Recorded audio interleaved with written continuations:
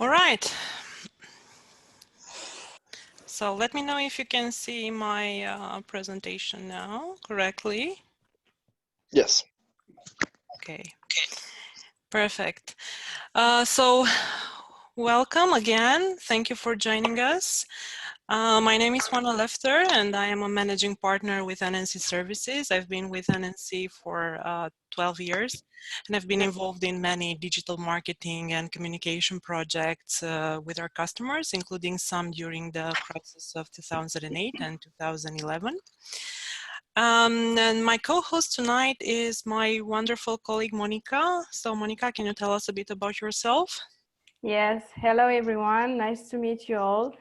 I'm a digital marketing specialist at NNC, and in the past 4 years I've been working on building digital marketing strategies for companies around the world. And I've been experimenting with a lot of digital tools lately, so tonight I would like to share some best practices and tips with you. Okay, great. So I also have on the line many of my colleagues. Loredana is here. I would like to keep this as an open conversation. So everybody, if you would like to say, if you have anything important or valuable to share with us from your own experience, please do so. This is the third webinar we are having in our Business Growth in Crisis initiative. About a month ago, we started this platform. We're calling it a platform because it's not just about the webinar series. We also have some groups on LinkedIn and Facebook, and we also have some initiatives with one-on-one free consulting sessions open for everybody who is affected during this time. And I must say that this platform is actually open to everybody. So whenever you feel that you would like to share something from your expertise, or if you have any specific topics you would like to propose, please write us, and we will host you here no matter what. We actually have a special, one of our partners invited next week for a webinar we are going to tell you about by the end of today's presentation. So the rules for today are raise your hand, write comments and questions in the chat window. Okay. So before we dive into today's presentation, I just wanted to share this cartoon with you, and also an interesting information I found in a report on leadership from 2019 that has actually confirmed what us, marketers have known for years. Good brand leadership comes down to trust, authenticity, and connection. And now, trust and connection are attainable through good communication, and hopefully today, me and Monica will give you a glimpse on how to achieve that. However, authenticity is, inherent, so you either have it or you don't. But actually, I just wanted to bring this into the conversation because nowadays there are a lot of, doomsday speeches, even from major business leaders, things like our lives will never be the same before, or just adapt to the new normal. And for us in particular, and also I'm sure for many of you and your businesses, it's really hard to make a positive message push through all this media frenzy. But we at NNC genuinely believe, and we are authentic when we say that there are opportunities and there are solutions, and hey, we can help you, and definitely we can help each other. Okay, so what we are going to cover today, we've structured our conversation around, the infamous technique of the 5 W's and 1 H. So we are going to tell you about, I will tell you about why it's important to communicate, what, where, when, who should communicate as well, and also how, especially the how is important during a crisis. Okay, so let's start with why.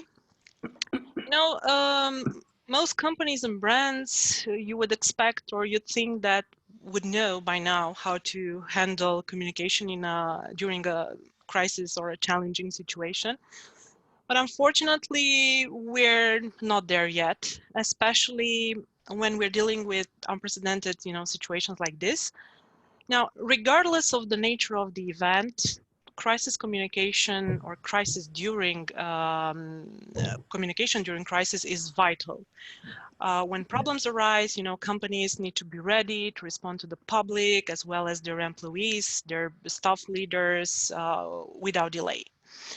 And obviously, you all know that with social media, nowadays, every minute a situation goes unanswered matters in losing, customers' trust and goodwill.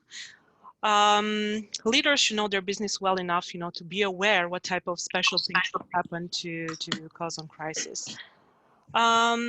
Okay, so in our previous studies, because we ran a few micro studies for our previous webinars, in terms of strategy, most of the respondents mentioned that they will change their marketing strategy in this context, the staggering majority of 100%. Now, the good thing is that about 75% out of those mentioned that their budget is still in place. But even so, they are, not sure what they should do with it. Many, had their conferences or their events canceled and are still trying to find some solutions to cover this.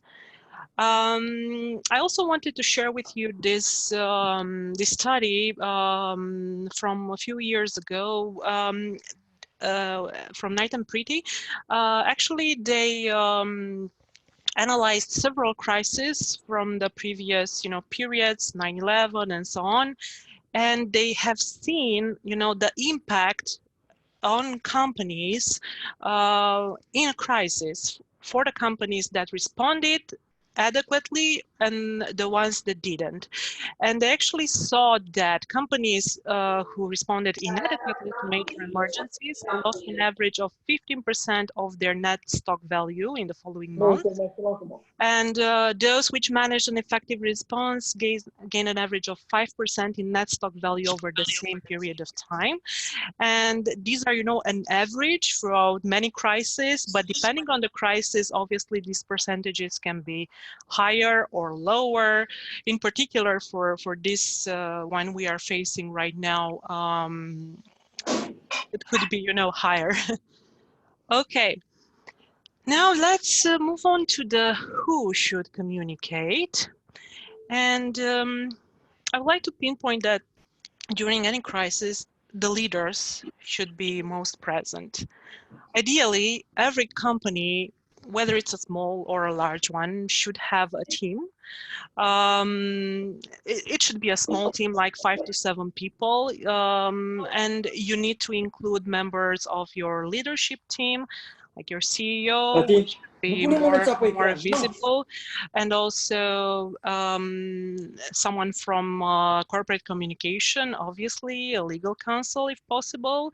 And if the communication expert is absent or doesn't have enough expertise, now is the good time to go to an agency or an independent consultant to help you with that. Well, obviously, this team should, meet regularly, should be the main source of information for your customers, your prospects, and your employees. You should give regular updates to the key constituencies, and most important, be as transparent as possible. Explain what you know, what you don't, what your sources of information are. Another important aspect, although we are going to talk more about addressing your customers and your prospects, it's also important to communicate with employees, maybe the most important thing nowadays. Not only because many people now are so concerned of keeping their jobs and so on, but they are also the ambassadors in their own community. So if they aren't informed and don't understand what is going on, communications outside of the organization will be more difficult. Okay, so like I mentioned, studies have shown that leaders in particular have a very special role in reducing employee anxiety. And last but not least, employee-generated content. Now it's a good time, to leverage that because, well, many of the people in the communication team, like the CEO or the legal counsel, are obviously concerned and busy with some other serious things nowadays.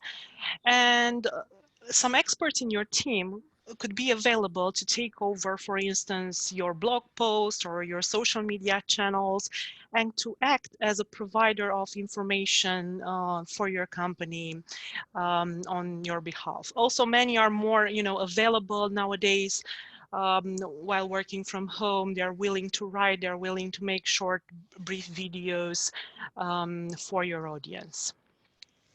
Okay, so I think I'm gonna pass this to Monica now. She's going to get into more details about what would be the proper channels. So where should you communicate?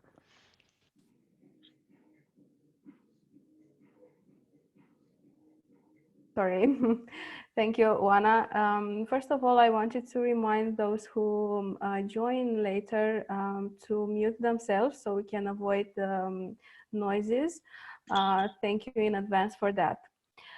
So in terms of digital channels and how to plan and how to build a strategy, we know that companies usually build strategies, marketing strategies for a longer period.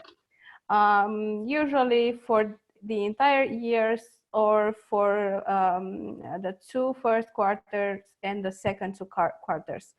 But in times of crisis, you need to be very agile to adjust this strategy as you move and to not stick to the initial plan, because as Juana mentioned, you need to be quite agile and to a bit go with the flow, but it's also about being relevant in a specific context.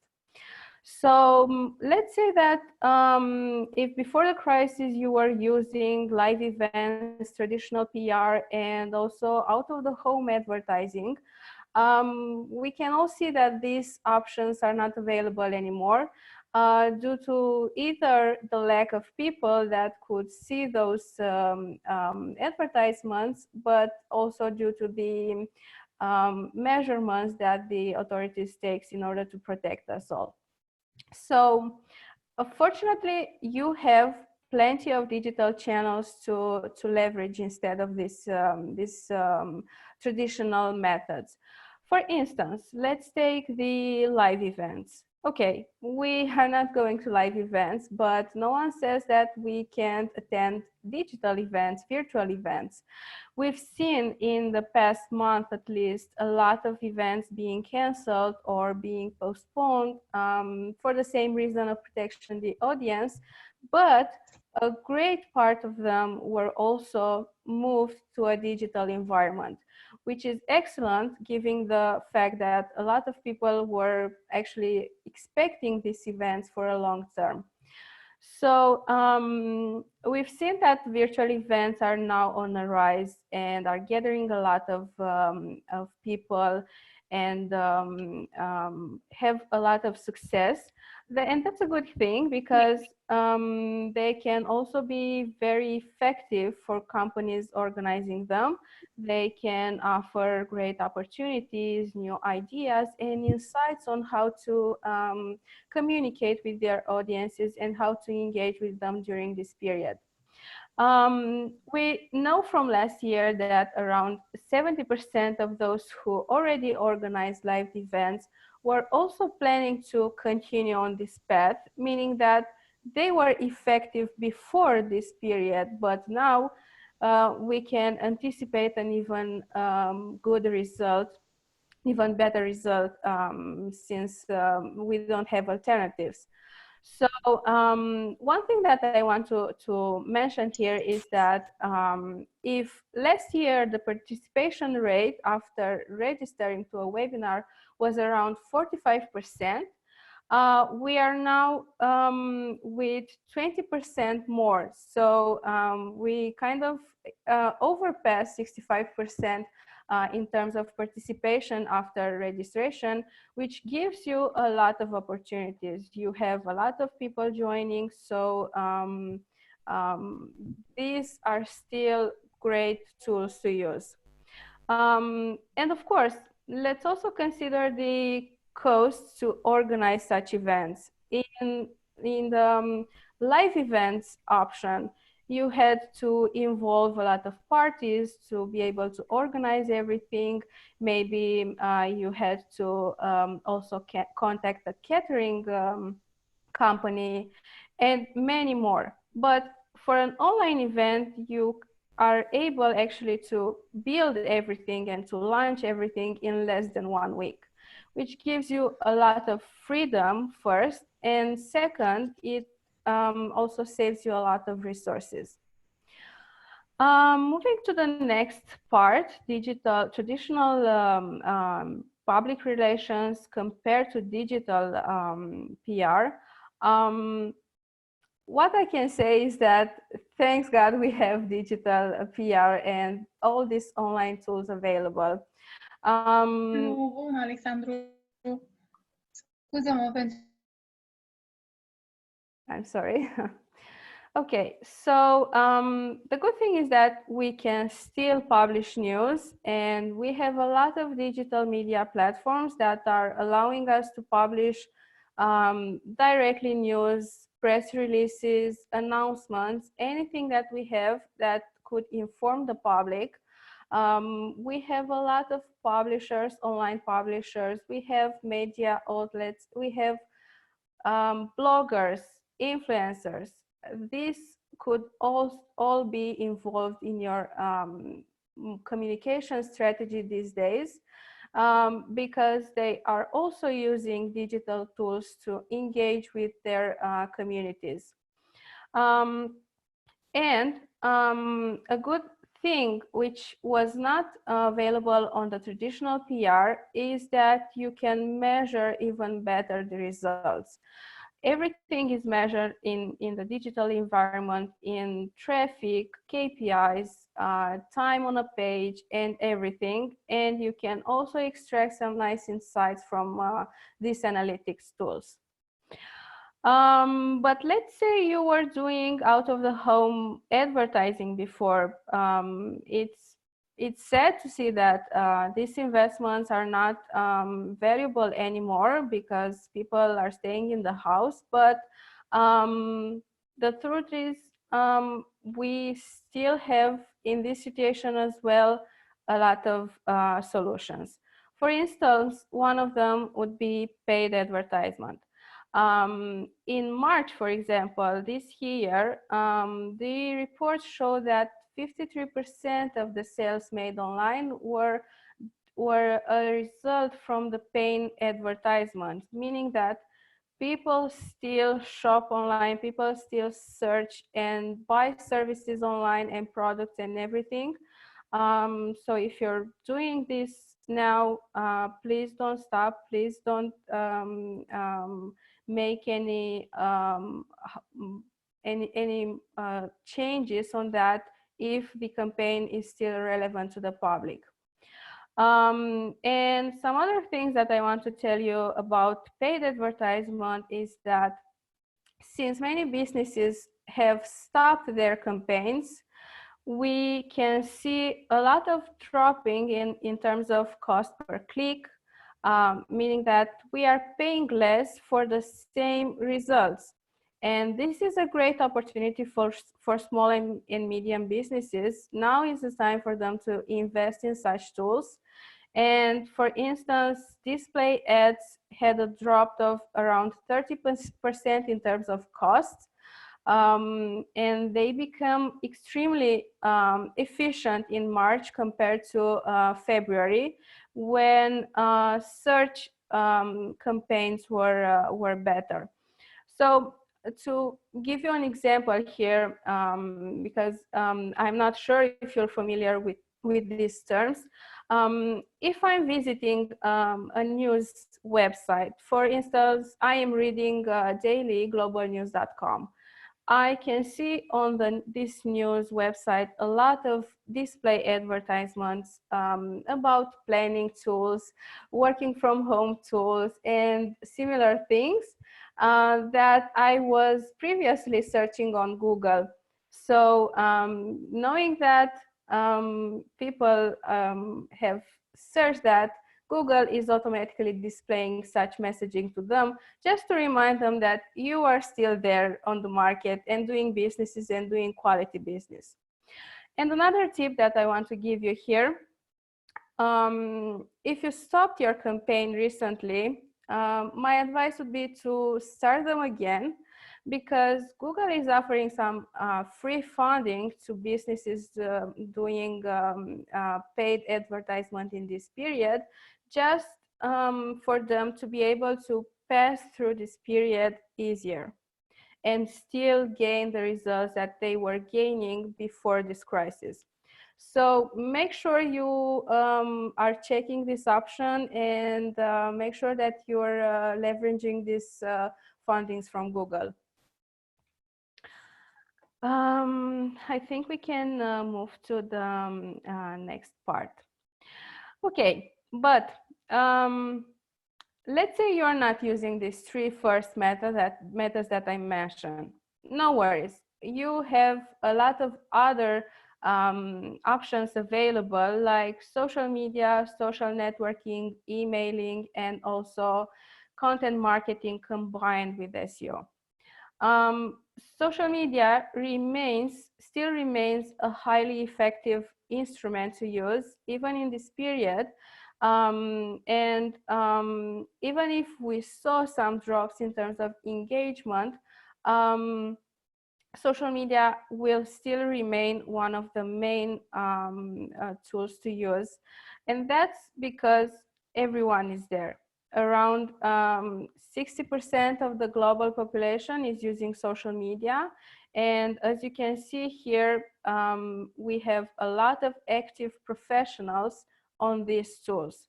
So if you're looking for a specific audience, if you have a target persona defined, go and find them on social media. And as a small pause, how many of you do you think came from social media to this webinar? You can answer directly, or you can write in the chat window. I think we can use the chat.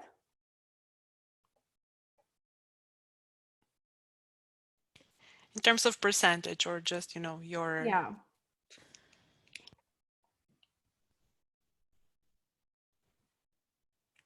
$80, $40, $76. If we are doing an average, oh well, someone actually guessed it.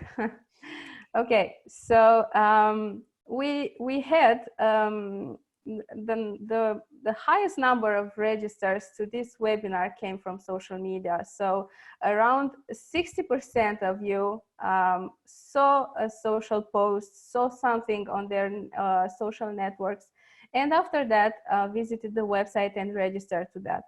So this is the proof that social media is still effective, and you can still use it no matter what's happening in the world.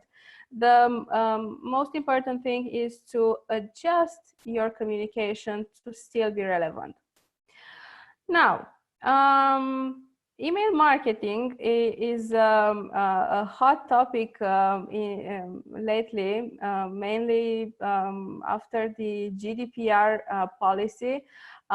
We saw that in Europe, the email marketing usage dropped a bit in the past 2 years. But if you have a list of subscribers, people that allowed you to communicate with them, please don't stop communicating with them. Don't stop engaging with them.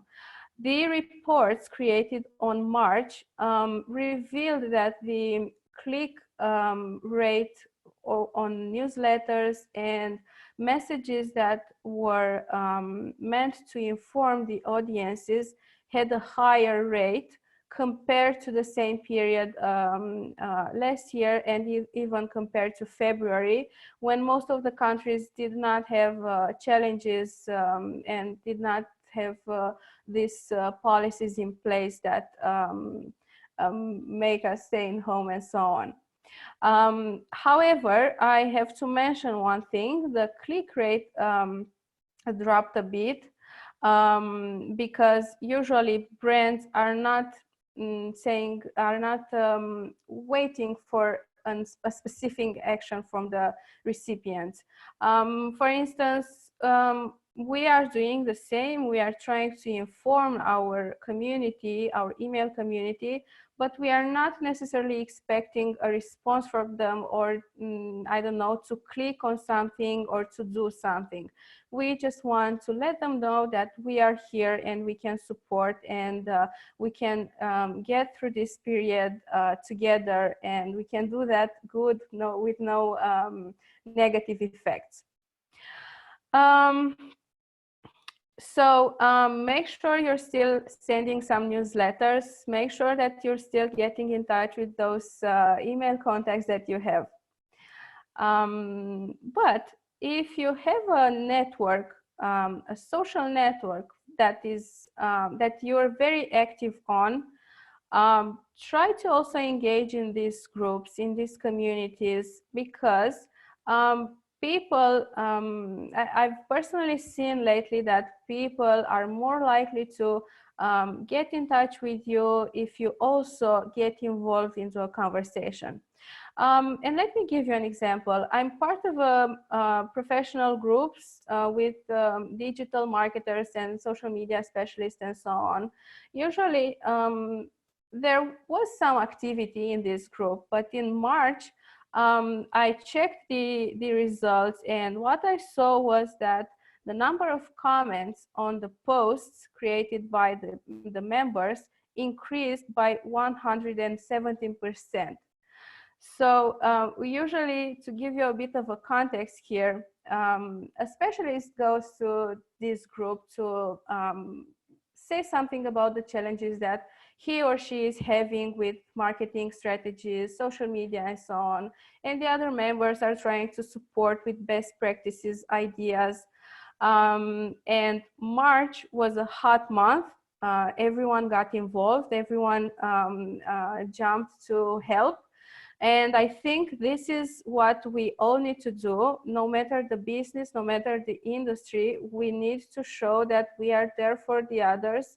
We are there to support and to give them some advice. Maybe we have some more experience than others.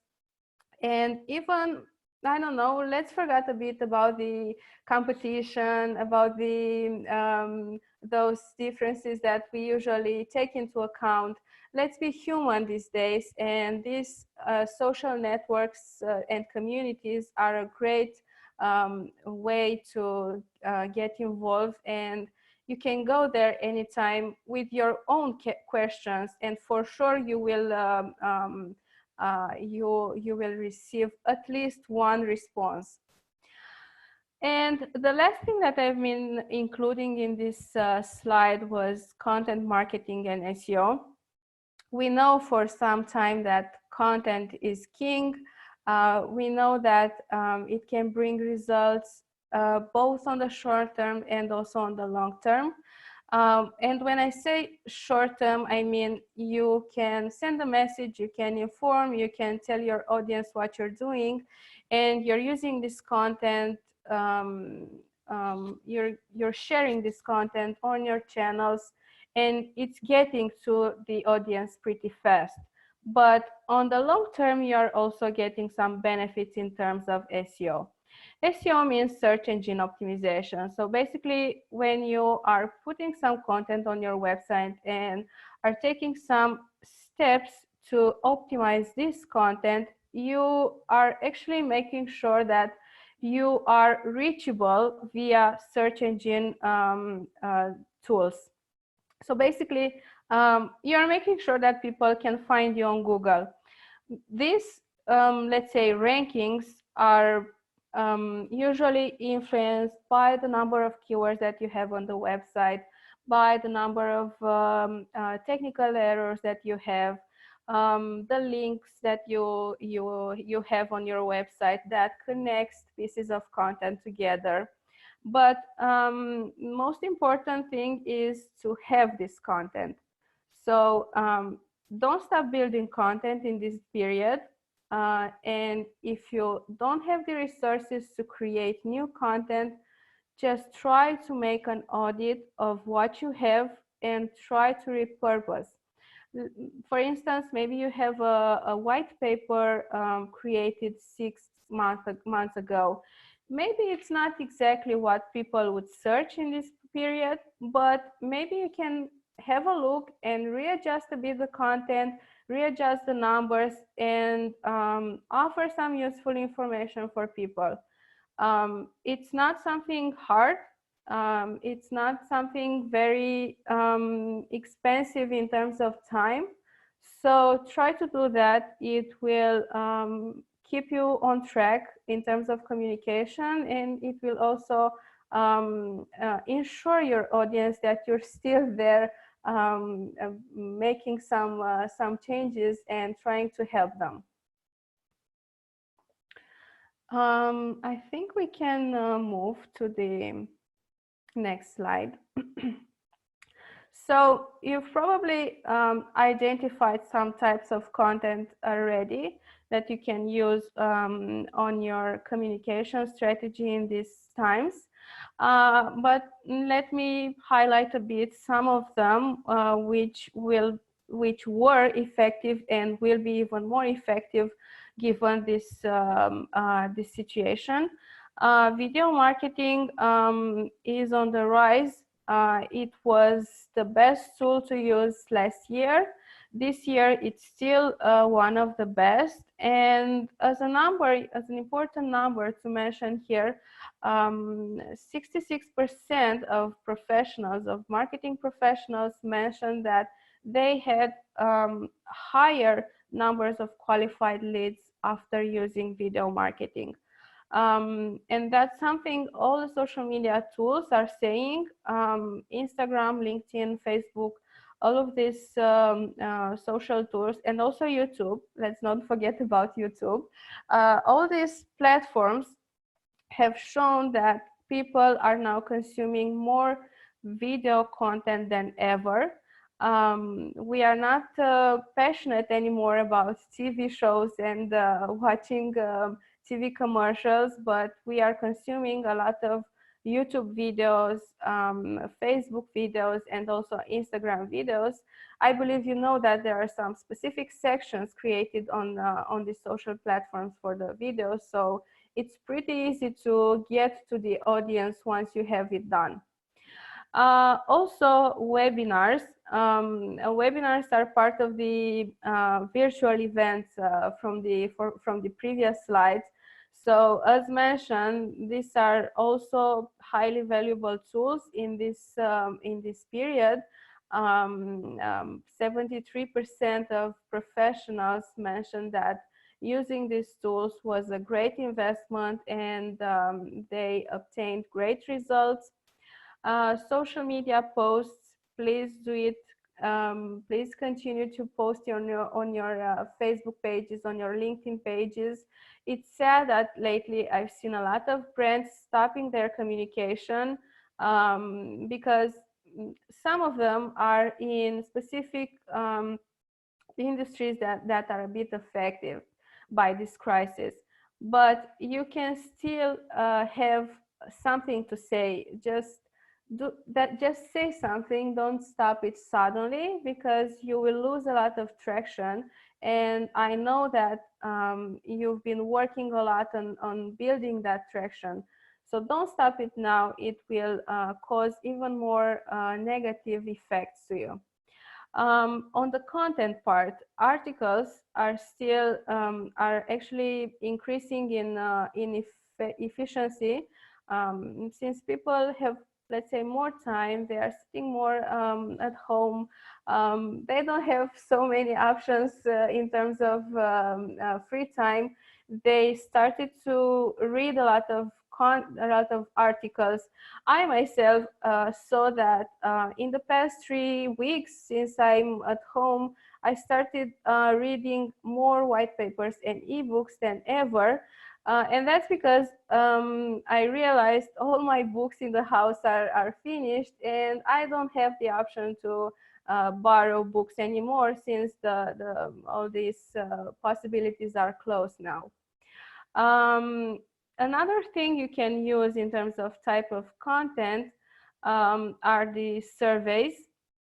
We saw that people are willing to accept to fill in a short form.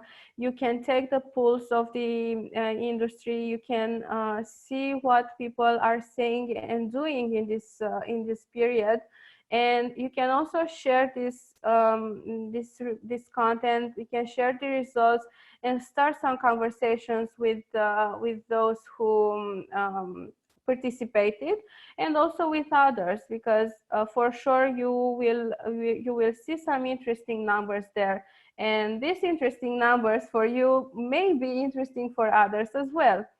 So try to do something similar. Try to experiment with this instrument as well. It's an opportunity you have now. And if you also have a bit of a time, trust me, it's not hard to do that. You have also tools now available that can give you automatic reports. You don't have to stay to spend a lot of time to analyze the data and extract graphics. They are done automatically, so don't worry about that. And the last thing that I wanted to mention was the visual content. This is highly important because we know that around 65% of the people are visual learners, meaning that they are consuming more visual content than written content or any other types of content. So you need to make sure that you are sending them the right message through the right content materials. And in this section, you can build custom images. You can build short infographics to share on social media. Images from with your employees that are working from home. These are very nice in this period, and I'm happy that brands are sharing such images and showing that they are handling this situation in a way and another, and people are still engaged and still involved in delivering quality services. So these are other 6 tools you can use. I think you have plenty now that may be tested in the next period.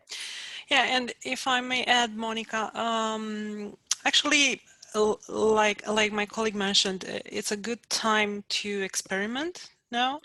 If there are, social channels you haven't had, accounts on before, now is a good time to try it. If you didn't have any video content or your company didn't have a YouTube channel, also now it's a good time to test it and to see what happens. So maybe just to give Monica a pause to drink some water, you can write in the chat window briefly if there was anything new you approached in terms of communication these days, any new social channel or any new type of content.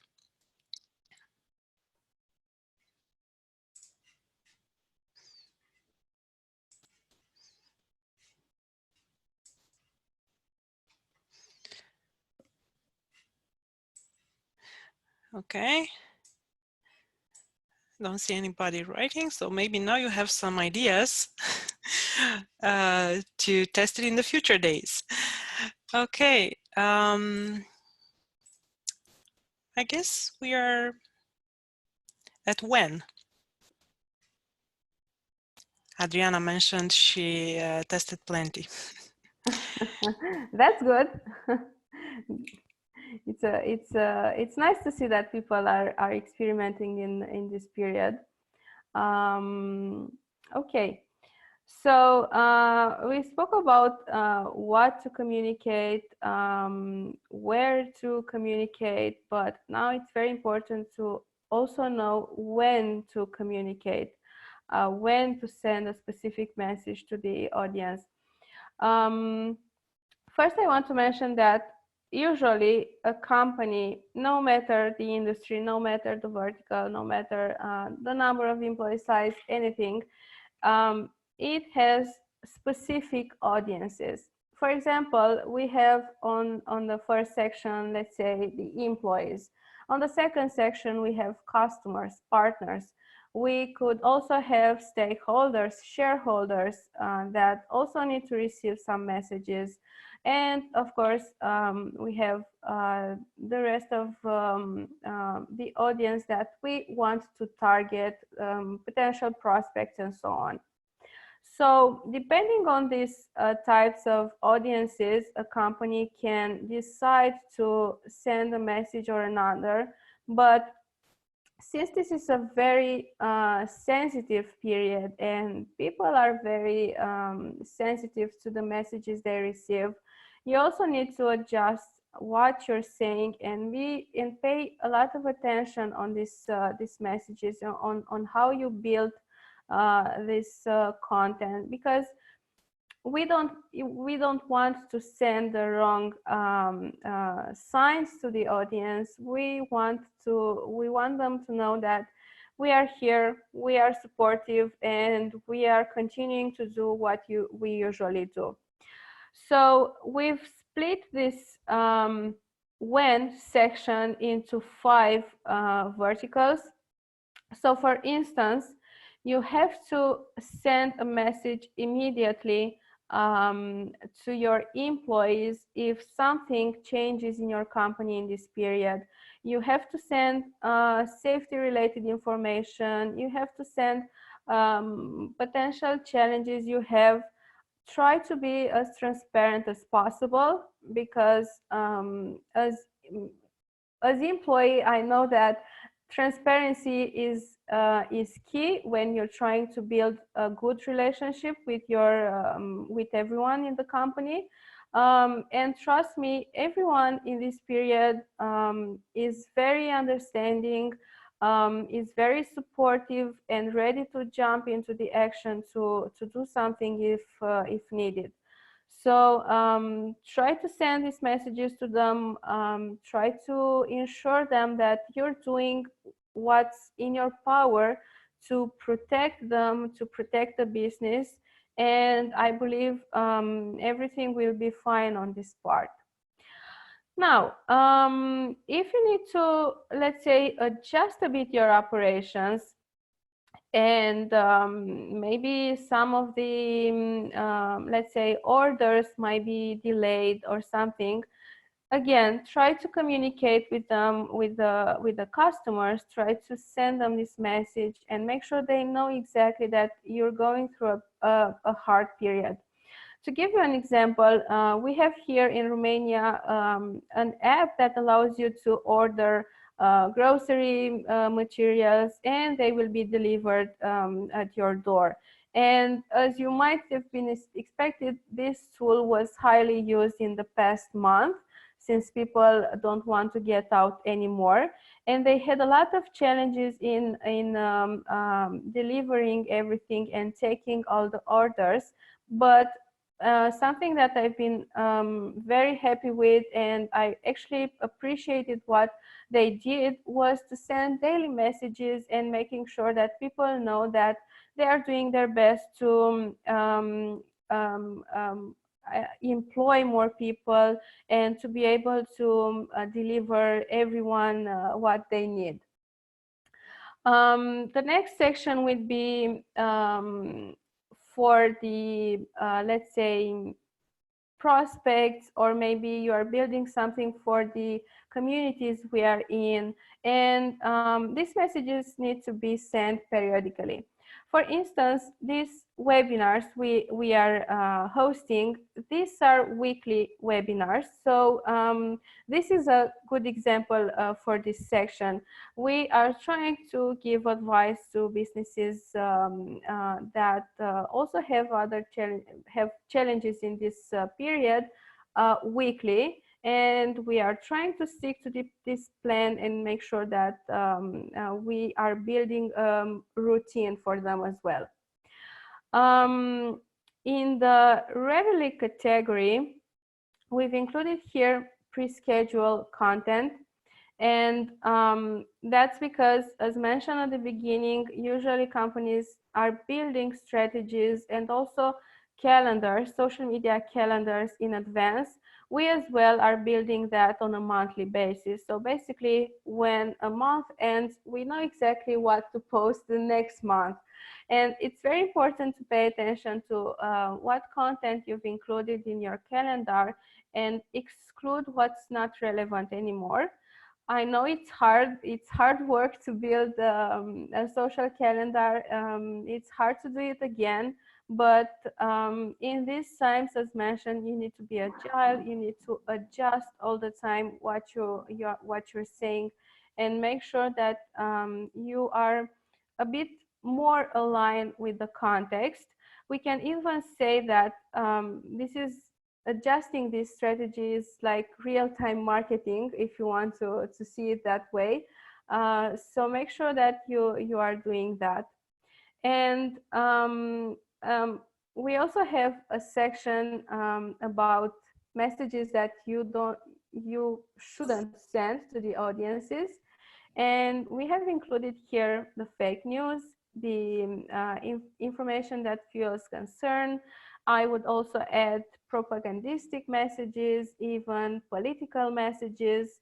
As mentioned, people are very sensitive in this period, so you need to make sure that you don't affiliate the company with a message that is not aligned with your values, is not aligned with your culture, because on the long term, people will remember that and might affect you. Okay, thank you, Monica. Now we are at my favorite part, which is how to communicate.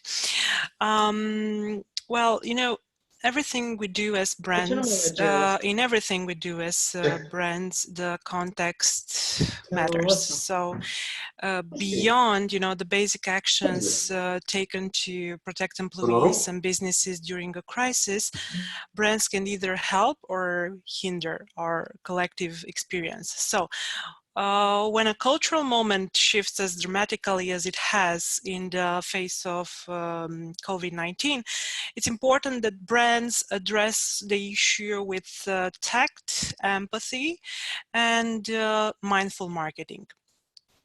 That said, when it comes to current and planned campaigns, marketing teams face these unique challenges. First, like Monica mentioned, when talking about time, you need to adapt campaigns and you need to adapt quickly. Look over your social media calendar, post calendar, and decide what should be posted immediately. I have seen unfortunately major brands who continued to run campaigns who are definitely not relevant to the current context, like they were promoting trips or people going out, or, you know, families getting together and so on. And actually there are still major brands who still run such ads and campaigns on Facebook or on social media channels. Consider what you can prioritize or what you can pivot. A second, check your imaging and language. For instance, avoid visual of crowds and people touching. I have seen lately, you know, they're still running campaigns with images of people touching hands and everybody getting together and hugging and so on. Exactly the type of message we wouldn't like to send out to the public. Then reframe the marketing language so that it, you know, describes that close interaction. If you don't know what to do with them, just take them out and postpone and use sometimes, you know, just a regular general image would help. Third, do not feed on the crisis. There are many people who take, like I've mentioned at the beginning, this doomsday speech and apocalyptic scenario and put it into their speeches, especially as a brand and as a company. You should, you know, just keep people informed. Don't be an alarmist. avoid bragging. Although I know there are a lot of CSR campaigns right now, try to use them in a, you know, a polite manner, and obviously mind your tone. Fourth, be positive, but not ignorant. In the same way as, you know, people could be, they could find, you know, the fact that you are very optimistic a problem, they could also find the fact that you are a doomsday approacher real annoying. So look to your branding tone for guidance, see what you already have in terms of, you know, your branding manual and your vision and your values and so on. Also, what's important these days, try to be human. It's okay for everybody to be more human than before. And that's actually one of the things I like these days, because many people are working remotely and you are having video conferences, and we are having serious business discussions over this video conferencing. You know, a kid will jump in and so on, but it makes us more, you know, human, and I think this actually brings us closer. Okay, create that employee-generated content. Now it's a time when you can use your internal brands ambassadors to bring a positive message in the outside. And last but not least, show how your brand can help. And I'm really happy that for the past few weeks, a lot of companies jumped in. They either, you know, provided their solutions for free, or they were just providing advice for either the categories that were most affected, or, you know, just trying to support in any way they could. So if you are able to do that, now it's the time. Okay, so we reached our Q&A session. So first, we are going to address some of the questions we received prior to starting the webinar upon your registration. And then we are going to take more from the audience. In the meantime, you can use the chat window to post your questions. And here I'm also going to ask some of my colleagues to jump in and answer some of these. The first question we got was from Glenn from Pinion. He was asking, from your experience and based on observed trends in your business, which tools will be the most successful overall? I know actually Loredana posted a video today on our YouTube channel about these topics. So maybe Loredana, if you can take this for a few minutes. I'd happy to. Hello, everyone. Yes. Do you happen to be in the meeting with us? Glenn, are you there? I'm going to take the question. I know that Glenn registered for our webinar today. Not sure if he made it. But in fact, what I also said in our webinar today is that basically all the channels that used to work, and you can see some stats there of the best performing channels for last year, will work this year as well. The engagement will be much lower. And when I say much lower, some of the studies that I have some transparency to show that it's 1/10 of what you've seen last year. So for example, if you've seen any engagement with Facebook or with LinkedIn or others last year, this year is going to be 1/10. There are some channels that unfortunately are underexplored, which I believe that may drive actually very good success. For example, I was mentioning in the video earlier that nobody's calling these days. This is such an untapped opportunity, right? So please do call, right? This is the time to call. This is the time to be close to people. Also, there's been a lot of buzz in the past years about building communities and so on, but rarely do I see these days companies leveraging the power of community. So for example, NGOs leverage the power of community these days in an amazing way. They have platforms, they have open conversations, they have interviews, but companies don't do that. Why wouldn't they do that? Their customers have similar challenges. So please use at least these two channels that I'm sure will produce much more exposure than anything up there. There's also what Monica mentioned, and things like video are very engaging, and webinars and things like that. All of these are still going to produce engagement, but on top of that, think of new ways to reach your audience and to be close to them.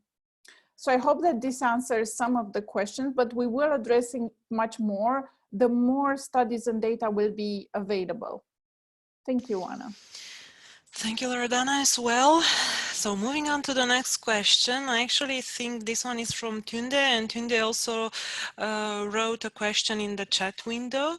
So Tunde asked, what are the communication strategies considered for maintaining small businesses on the Romanian market? And also in the chat window, she added, retail and advertising companies and representatives are very affected in this crisis. Artists, illustrators are not identities that can reinvent themselves easily. So what do you recommend for their survival? Monica, would you like to take this one? Yes, sure. So first of all, thank you for sending us the question. I must say that unfortunately, with only communication, we can't save the world. We would like to do that. We would like to have a major impact on everything that we are doing, but unfortunately, communication has also some limitations. However, I believe that during this session, we've presented some digital channels that you can use. You can start using, for instance, LinkedIn as an excellent tool to engage with communities and groups. You can find a lot of special groups created for a specific target.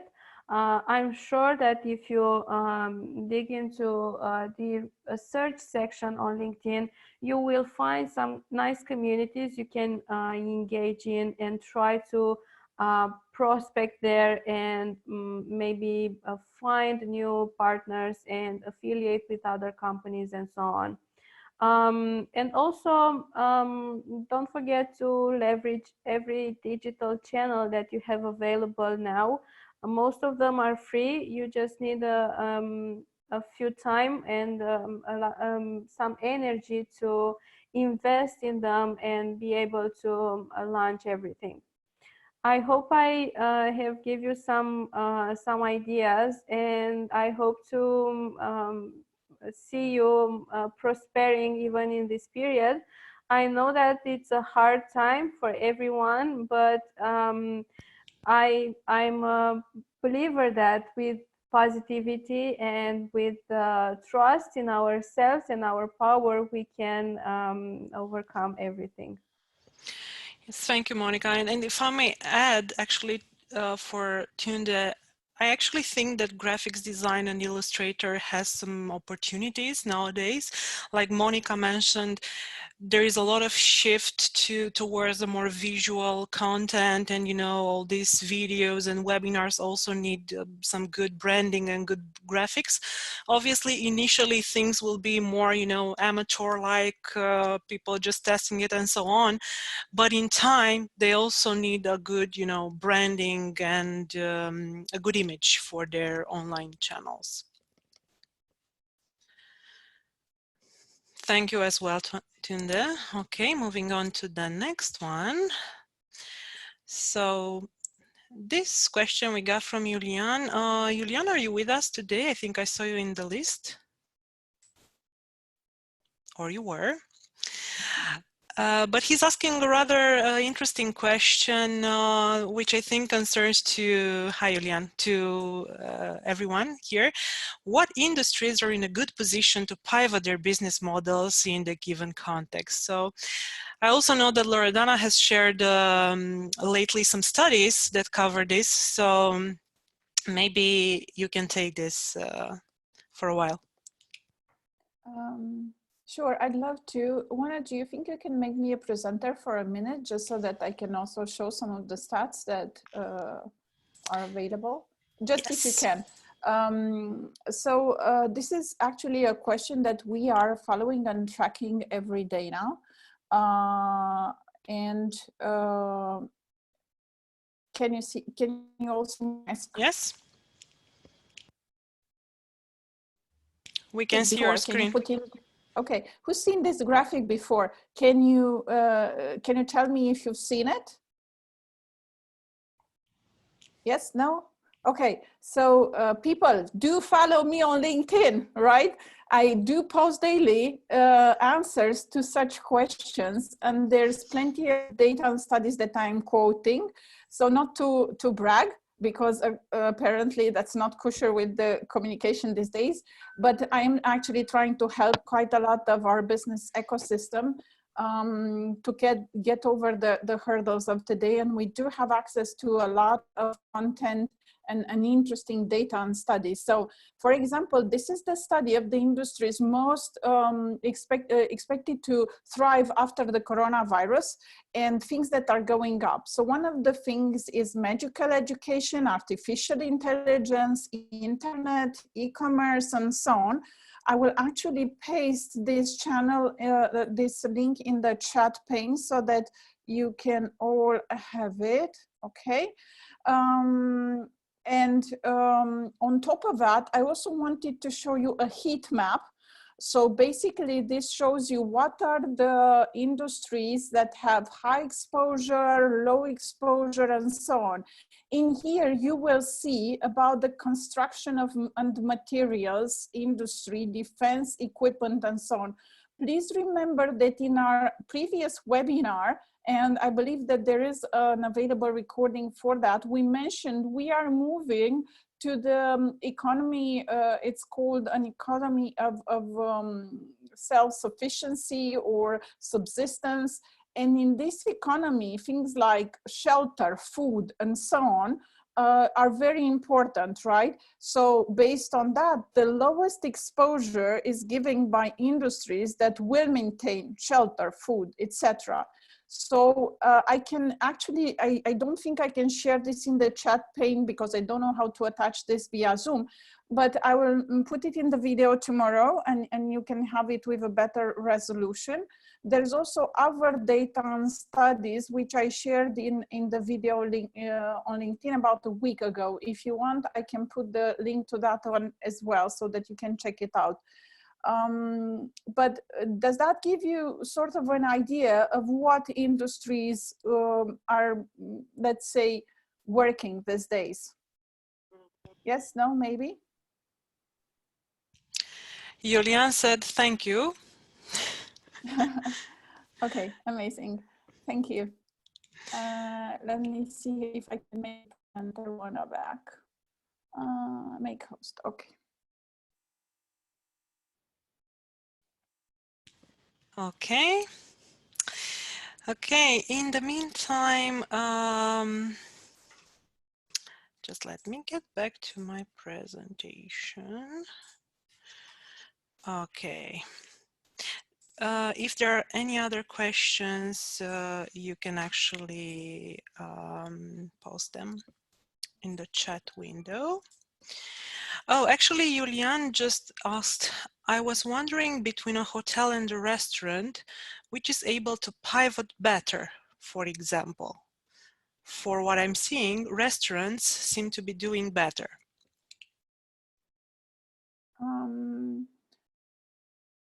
Is this question for me or who would like to take it? Yeah. Can you clarify a bit? Julian, you can also unmute yourself if you want to talk directly. Hey. Hey, nice to hear you. Oh, nice. We can also see you. Hi. Yeah, I was, I'm seeing that restaurants can deliver food, for example. So So they're kind of, that's my dog, sorry. So they're kind of pivoting better, but hotel, what does a hotel do now? Well, obviously, there are some things that you cannot control due to the, the authorities' decisions and so on. And there are businesses that can still do, their business as usual, and some others which are actually unavailable. Your comparison is from, one industry that actually still has delivery options and so on, in the hotels, which obviously cannot do anything at the moment, at least.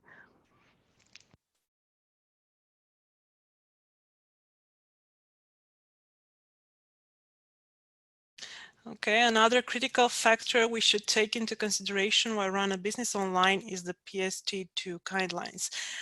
Kate, would you like to jump in the conversation and tell us more about this?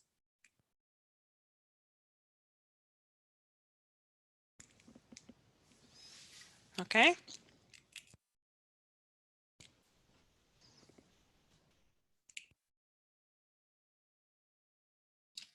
Hi, can you hear me? Yes, we can. Nice to meet you.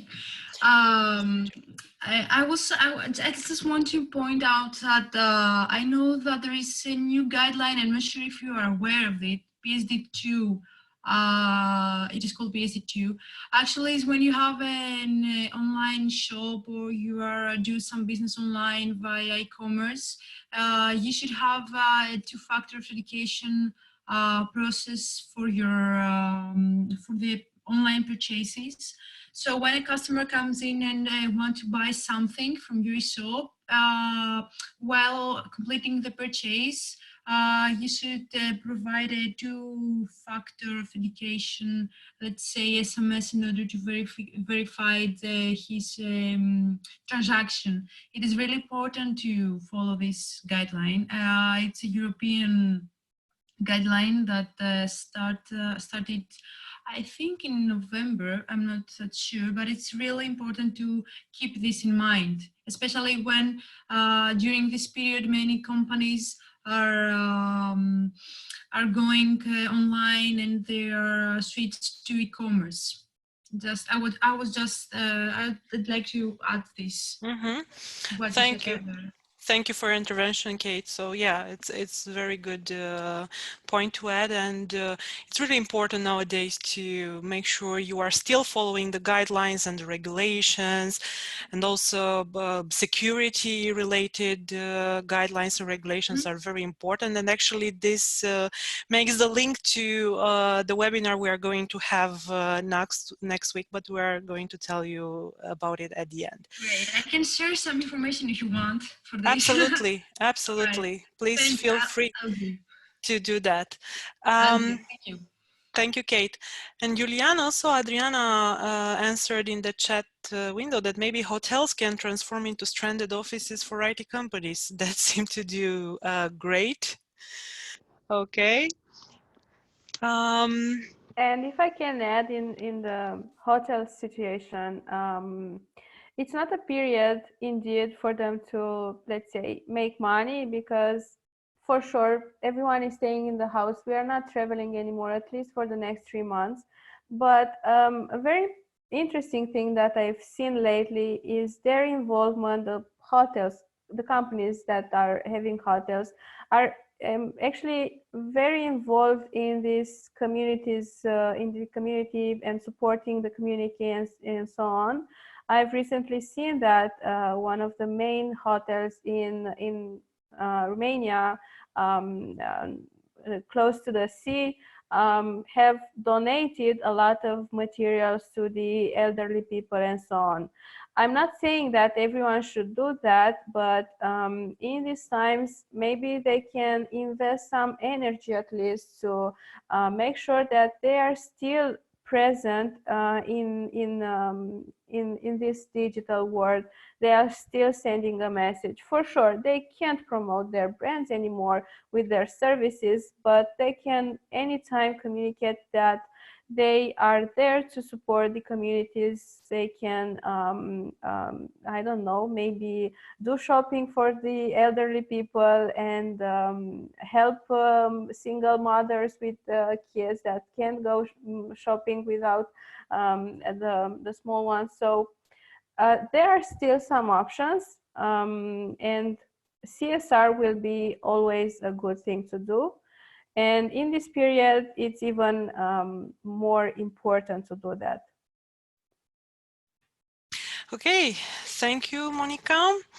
And let's see if yes, we actually have another question which is actually related. Somehow it's from somebody who is targeting the travel industry, and they're asking a really good question. How would you handle the marketing campaigns when your clientele, your public is formed of companies from the travel industry that suffer the most nowadays? Okay, I think I'm gonna take this one, but if anybody has any ideas or would like to intervene, please feel free to do so. First of all, this is where that empathetic marketing idea comes in, particularly when your customers are from the industries that are most hit, like the travel industry.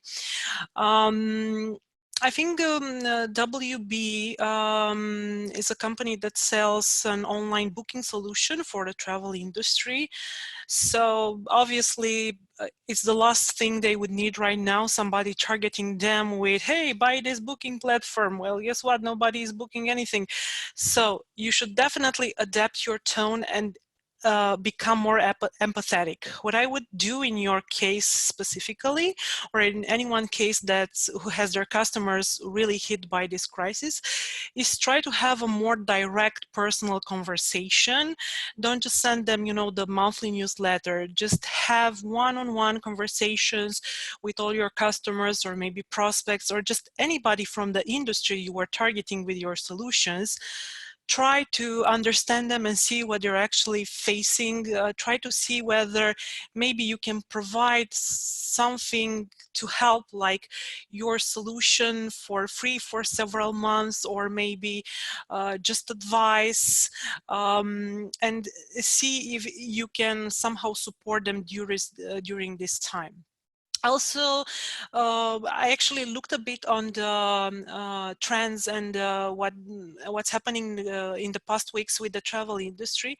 And although everybody thinks that the travel industry is dead, actually the studies show that there are a lot of searches online for people looking for their trips for the second part of 2020 or even beginning of 2021.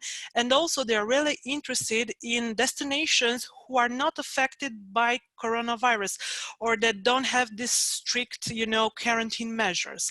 Like there are a lot of searches for the Nordics, so people looking for the Nordics, also for the Greek islands. So Claudia, if you want, obviously I can share with you by email, and I'm going to send you an email with all these trends. This is also something you can do specifically. Try to pivot towards another market. Maybe there are some customers for you in those markets that were not affected. Also, the Asia region, who's starting to get back to business, is feeling much better, and things are going back on track. So you can also look there. This is the right time to target markets you have never targeted before. A booking, solution is useful for a company in Romania and Italy, but is also very useful for companies in Australia and so on. So as long as you can adapt to those markets and adapt your solution and everything, now is the right moment to do that. Okay, I guess we're at the end of our questions, but if you would like to ask anything else or just jump into the conversation, now is the right time. If not, you can also write us directly on our email. You can find us on LinkedIn or Facebook and so on, and we are more than happy to. Yes. I will write in my personal email here, but every one of you will receive a follow-up email as well. And we'll also get the recording of this webinar and all the materials we shared with you. Okay, so our next webinar next week is going to be powered by our friends at Symbol Security. They're going to talk about cyber safety best practices when working from home. This is obviously something that concerns us these days. Don't forget to join our groups on LinkedIn and on Facebook. We're going to follow up with you later today with this as well. I think Bogdan has just raised his hand. So Bogdan, would you like hi, to Lana. say something? Can you Hi, hear Bogdan. me? Yes, perfect. Okay, so I just wanted to say that in the current time, businesses affected by coronavirus, we are extending some help to support them. So the company SWASB, we are offering free infrastructure credit to small businesses that are affected around the world. So if any of you are in this type of situation and would like to get some support, we are offering up to $200 in free infrastructure credits per month for all the businesses around the world that are affected. And if anyone wants to contact us, maybe I can leave the link in the chat box and I can answer any other questions that you might have. And one more thing as a tip regarding the marketing, great presentation, by the way, I really liked it. People are much more receptive to education right now. So double down on your content. Yeah. Thank you very much, Bogdan. We really appreciate your initiatives. And this is what I like most about these times we are living right now, that people are jumping in and are willing to help. So please drop your email address in the chat window, or we can also help you if you write to me directly, Bogdan. We can also help you send your message to our audience in the follow-up email message when we send the recording. Sure, that would be great. Okay, so I'll leave the link to the website in the chat box and also my email. Okay. Perfect. Perfect. Thank you, Bogdan. Thank you. Okay, so we're at the end. Thank you once again, and we're looking forward to seeing you next week at our webinar with Symbol Security. And if I may add, at the end, everybody stay safe, and I will also add stay rational and stay responsible. So thank you guys and have a good evening. You can now all go back to your families and kids and Netflix. Bye. Thank you. Thank you all. Bye-bye.